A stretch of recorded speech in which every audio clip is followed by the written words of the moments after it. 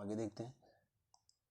द्वितीय विश्व युद्ध के दौरान 1942 में भारत को अंग्रेजी के कब्जे से स्वतंत्र कराने के लिए आज़ाद हिंद फौज या फिर इंडियन नेशनल आर्मी INA नामक संस्था का गठन किया जाता है। 1942 में कैप्टन मोहन सिंह थे, उसके बाद सुभाष चंद्र बोस थे, ये आप याद रखिएगा।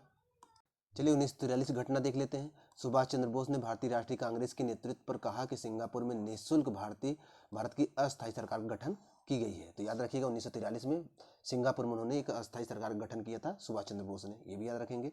मुस्लिम लीग के कराची सत्र में विभाजन और छोड़ो के नारे का ग्रहण किया गया। मतलब मुस्लिम लीग ने कहा कि विभाजन करो और भारत छोड़ो, मतलब हमें आज़ाद करो कि नारा शुरू कर दिया गया। और कोई विशेष घटना नहीं हुई थी। 1944 का देखते हैं। 1944 में क्या, वेवेल भारतीय राजनीतिक नेताओं के कार्यकारी परिषद के लिए शिमला सम्मेलन का आह्वान हुआ। तो शिमला सम्मेलन 1944 में होता है। उस समय गवर्नर जो था, वायसराय था, लॉर्ड वेवेल थे। तो ये भी आप याद रखेंगे। और 1946 में क्या हुआ, ब्रिटिश भारतीय वायुसेना इकाइयों के रॉयल एयरफोर्स ने ब्रिटिश शासन के खिलाफ विद्रोह कर दिया। मतलब जो ब्रिटिश और भारतीय वायुसेना की इकाई थी वो ब्रिटिश शासन के खिलाफ विद्रोह किया था। कब, 1946 में, ये भी याद रखेंगे। शाही वायुसेना नौसेना विद्रोह भी उसी समय हुआ था। ब्रिटिश प्रधानमंत्री एटली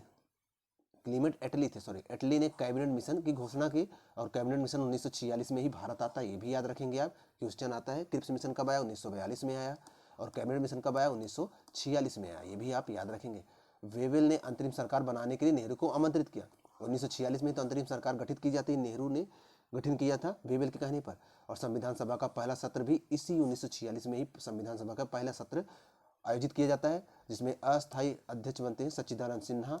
9 दिसंबर 1946 को संविधान सभा की पहली बैठक होती है और 2 दिन बाद 11 दिसंबर 1946 को अस्थायी अध्यक्ष डॉक्टर राजेंद्र प्रसाद चुने जाते हैं। 2 दिन बाद 13 दिसंबर 1946 को नेहरू जी उद्देश्य प्रस्ताव प्रस्तुत करते हैं, जिसे 22 जनवरी 1947 को मंजूरी मिल जाती है। तो ये महत्वपूर्ण फैक्ट है, सभी आप याद रखेंगे क्योंकि यहाँ से क्वेश्चन बराबर पेपर में आते हैं। चलिए 1947 की महत्वपूर्ण घटनाएं देख लेते हैं। ब्रिटिश प्रधानमंत्री क्लीमेंट एटली ने घोषणा की कि ब्रिटिश सरकार जून 1948 तक भारत को छोड़ देगा। 1947 में घोषणा किया था ब्रिटिश में। अब क्वेश्चन है 1947 में जब भारत आज़ाद हो रहा था तो उसमें ब्रिटेन प्रधानमंत्री कौन था, तो एटली थे। क्वेश्चन है जब भारत आज़ाद हो रहा था तो उसमें ब्रिटेन का राजा कौन था, तो जॉर्ज पंचम थे, पांचवे थे, जॉर्ज पांचवे उसमें भारत में ब्रिटेन के राजा थे। लॉर्ड माउंटबेटन ने उसमें भारत आज़ादी के समय माउंटबेटन वायसराय थे। तो लॉर्ड माउंटबेटन पिछले ब्रिटिश वायसराय और भारत के गवर्नर जनरल की शपथ ली थी। भारत के प्रथम गवर्नर जनरल और ब्रिटिश वायसराय के रूप में शपथ लिए थे लॉर्ड माउंटबेटन, ये भी याद रखेंगे। भारतीय स्वतंत्रता विधेयक को हाउस ऑफ कॉमन्स में पेश किया गया और 18 जुलाई 1947 को इसे संसद में पारित किया गया। तो ये भी आप याद रखेंगे, बहुत इंपॉर्टेंट क्वेश्चन आता है। भारतीय स्वतंत्रता विधेयक को कब पेश किया गया था, 18 जुलाई को। पारित कब हुआ था, तो ये 3 जुलाई को पेश हुआ था, 18 जुलाई को ये पारित हुआ था, ये आप याद रखेंगे। उसके बाद अगस्त में तो आज़ादी मिल जाती है। कश्मीर में भारत और पाकिस्तान के प्रशासित कश्मीर बलों के बीच युद्ध शुरू हुआ क्योंकि कश्मीर पूरी तरह से अलग नहीं हो पाया था। एयर इंडिया ने पहली बार अंतर्राष्ट्रीय उड़ान भरी थी, ये भी याद रखेंगे। 1947 में जूनागढ़ भारत के डोमिनियन में शामिल हो गया था। 1947 में भारतीयों को आज़ादी मिली थी। 1947 में बहुत महत्वपूर्ण घटनाएं हैं, ये सभी याद होना चाहिए आपको।